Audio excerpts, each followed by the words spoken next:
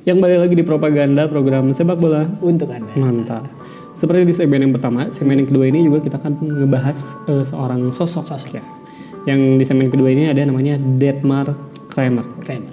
Dietmar Kramer ini punya 2 julukan kan. Yang pertama The Professor karena ia begitu memperhatikan detail. Dan juga Napoleon. Karena tingginya cuma 161 cm. Karena sosok Napoleon ya pendek ya. Pendek gitu. Meski lebih pendek ketimbang orang Jerman kebanyakan Kak, tapi itu bukan masalah. Karena pengetahuannya soal sepak bola lah yang membuatnya dihormati. Keren. Nah, jadi emang sebelum dikenal sebagai pelatih hebat, si Kramer ini terlebih dulu melatih klub seperti ya klub kecil seperti Teutonia Lipstadt, FL Geseke, FC Paderborn dan TuS Effing Lindenhorst. Susah-susah ya. Yang namanya aja saya baru dengar sekarang. Nah, baru pada sekitar akhir waktu itu tahun 1948 ia bergabung dengan Federasi Sepak Bola Jerman atau DFB. Nah, si Kramer ini sempat menjadi jurnalis bahkan saat bergabung dengan DFB itu. Ia bahkan menjadi editor utama olahraga untuk stasiun televisi Jerman bernama ZDF. Nah, namun Kramer ini justru merasa terisolasi dari dunia sepak bola. Jadi ya terkungkung oleh kerjaan mungkin ya. Nah, ini yang membuatnya hanya bertahan selama 6 bulan sebagai jurnalis saja. Mungkin dia kurang dapat amplop ya. Wah, benar ya. Nah di titik inilah cerita itu bermula Kak. Setelah keluar dari ZDF, Kramer ini dikirim sama DFB ke Jepang sebagai instruktur Zumba. Sepak bola dong. Ini bosan nih instruktur Zumba ini. Karena kalau ke Indonesia tuh bukan instruktur Zumba. Tuh. Instruktur Zumba. Buat PNS gitu. Buat main game Zumba. Jadi instruktur sepak bola ya dikirim ke Jepang. Dan itu merupakan lanjutan dari kerjasama Jepang dan Jerman yang sudah terjalin beberapa waktu sebelumnya. Benar. Yang beberapa waktu sebelumnya kan gagal ya. Ya. Di Perang Dunia II. Waduh. Saya kira mau nyangkut ke mana tapi ke Perang Dunia. Waktu itu Jepang emang membutuhkan orang yang mengerti betul tentang sepak bola. Jadi saat itu Jepang bahkan tidak punya kompetisi sepak bola profesional. Nah, di sisi lain Jepang ini akan menjadi tuan rumah Olimpiade tahun 1964 yang mana akan tentu saja mempertandingkan sepak bola. Nah, si Federasi Sepak Bola Jepang atau JFA akhirnya menunjuk Kramer sebagai pelatih timnas Samurai Biru. Jadi Kramer waktu itu emang punya segudang misi yang dia tuangkan bukan cuma di timnas tapi juga untuk sepak bola Jepang secara keseluruhan. Jadi emang mau merubah skema tentang sepak bola di Jepang. Nah di Olimpiade Tokyo 1964 ini Kak, Jepang itu tampil mengejutkan. Jepang ini ada di grup D sama Ghana, Argentina dan Italia. Tapi Italia tuh didiskualifikasi karena menggunakan pemain profesional saat babak kualifikasi. Yang mana Olimpiade gak boleh ya? Gak boleh, karena Italia bawa season limit. Wah, kenapa jadi pemain e-sport? Tapi dia pro kan? Iya, gak boleh pro player. Gak boleh. Nah, di pertandingan pertama waktu itu Argentina bahkan ditahan imbang 1-1 oleh Ghana. Nah, karena hasil ini Jepang bisa berharap untuk menahan imbang Argentina agar menjaga asa ke babak selanjutnya nih. Nah, namun yang terjadi di Stadion Komazawa Olympic Park ini sungguh mengejutkan nih. Benar. Argentina sempat unggul 1-0 dan 2-1, tapi gagal mempertahankan kedudukan. Betul. Karena di menit ke-81 dan 82, Jepang itu berhasil mencetak gol kan. Dan skor akhir itu menjadi kemenangan 3-2 buat Jepang. Jadi Jepang yang awalnya kayak semoga seri deh. Sebenarnya hasil seri aja udah cukup gitu dan akhirnya dia malah menang. Iya.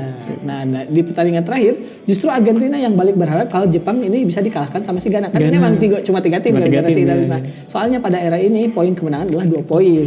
Jadi bukan 3 poin seperti sekarang. Nah, kalau si Jepang di laga terakhir bisa mengalahkan Ghana dengan skor telak, Argentina mungkin saja bisa lolos ke babak selanjutnya. Tapi Jepang akhirnya kalah dengan skor 2-3 setelah sempat unggul 1-0 dan 2-1. Ini sama kayak yang terjadi sama Argentina tadi ya.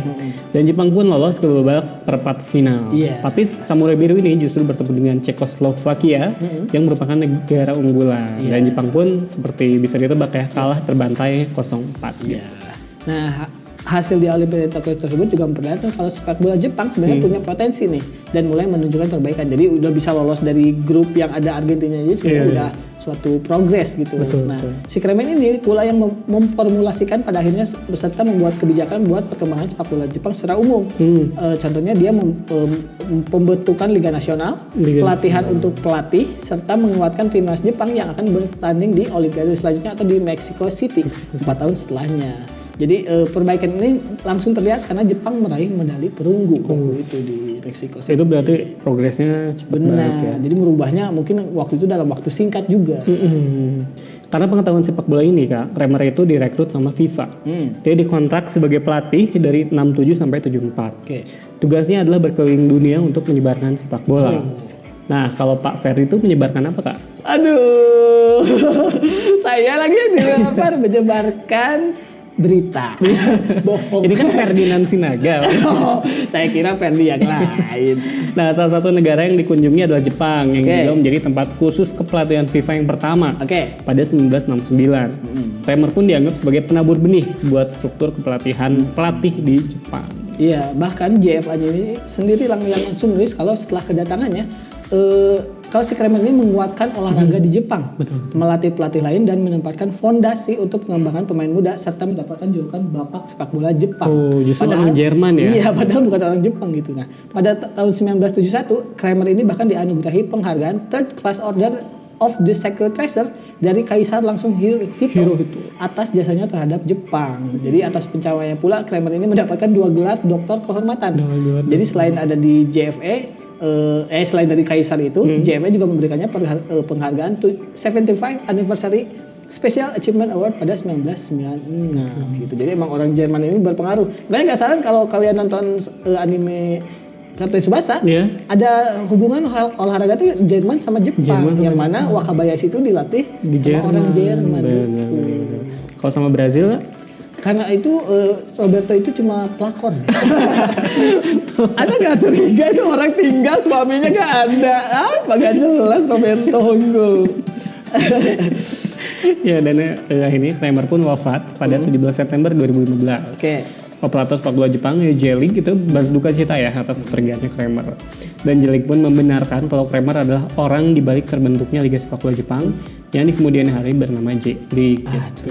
Jadi memang Kramer ini membangun tadi ya fondasi sepak bola Jepang. Yang mana waktu itu mungkin di Jepangnya nggak ada mafia sepak bola ya, jadi gampang banget ya.